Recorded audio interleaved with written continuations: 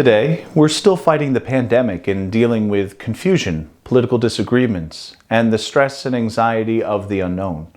And a lot of folks are wondering how to find faith in this moment.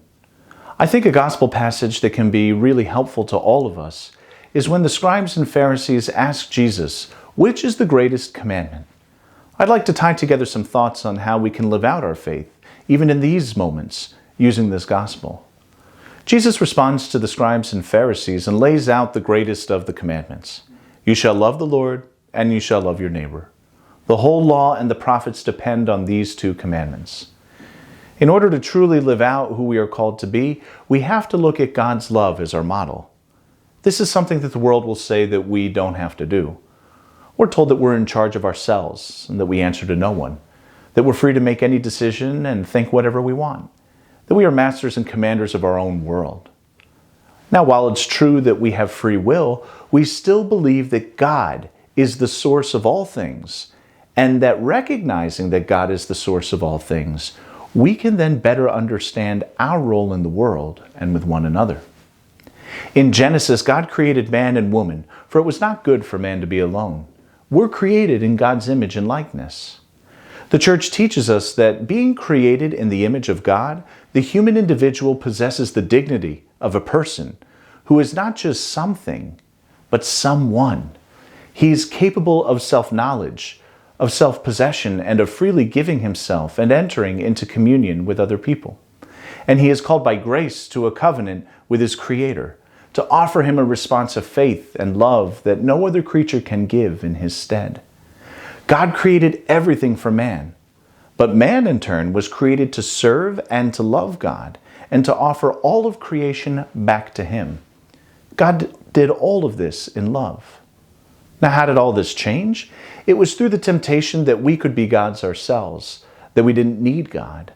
So once we were expelled from that moment of perfect creation, we then have been on our way throughout salvation history trying to find God again, clouded and confused by the distractions of this world, and yes, affected by sin.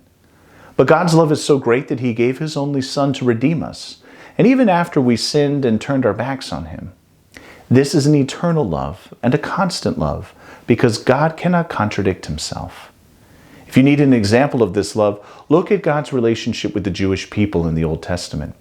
He never abandoned them, never left them alone, and even when he seemed far, he was close to his people.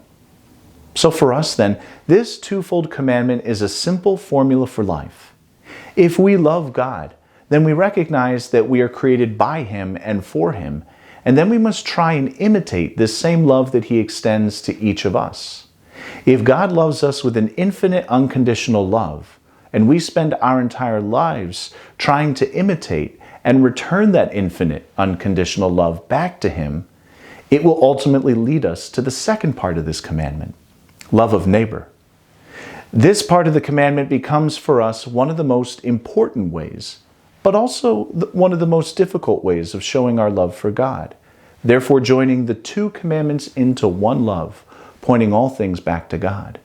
They cannot be separated. Love God and love your neighbor. It seems simple enough, but in this world that is oftentimes chaotic and confusing, moving at a breakneck speed, this can be so hard to practice. Being good stewards of creation means that we have to respect everything and everyone that God created. It means looking at our neighbor with the same love that God loves us with. That is hard when our neighbor may be different from us, or they may have done something to annoy or even make us angry. They may have different beliefs or opinions from us. When we are challenged by difficult people, when we feel that we can't love our neighbor, or that we want to write someone off because of family reasons, political reasons, or just simple dislikes, we are challenged to start the formula again. Love God first, and then love your neighbor. If we take God out of the equation, we're left with our own broken and oftentimes weak and sinful ways of thinking and dealing with others. But if we keep God at the forefront of our lives, centering ourselves each and every day with God as the head of our lives, then we know that even though people can be difficult or different, we still love them as God loves us. It doesn't mean that we have to be best friends, though. But it means that we respect one another. It means that we listen to one another. And it means that we care for one another. Now, can we disagree with someone? Yes. Can we set up proper boundaries in moments when others can't? Yes. But does that mean we look at them with disgust? No. Does it mean that we wish we never knew or met them before? No. Does it mean that we wish harm on others? Absolutely not. Time and time again, we are forced to ask these questions. And time again, we must find God again and place Him first in our lives. We must pray for the strength and the courage to love as He loves. This is why the sacraments of the Church are so important for us. To be able to be forgiven in the sacrament of confession and experience God's love and mercy is an exercise for us in loving our neighbor. If we feel that God is far away and that we struggle internally to believe or to know of His love, come to Mass.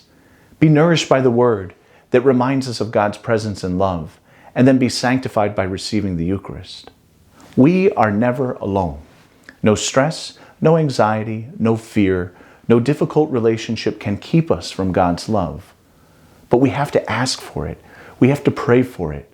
We have to renew this each and every day. So in this time of great uncertainty, the great certainty is and will always be God. And in the moments when we do fear, when we feel like giving up hope, or in which we despair, remember the simple commandment. Love God and love your neighbor. And take courage in what Padre Pio says.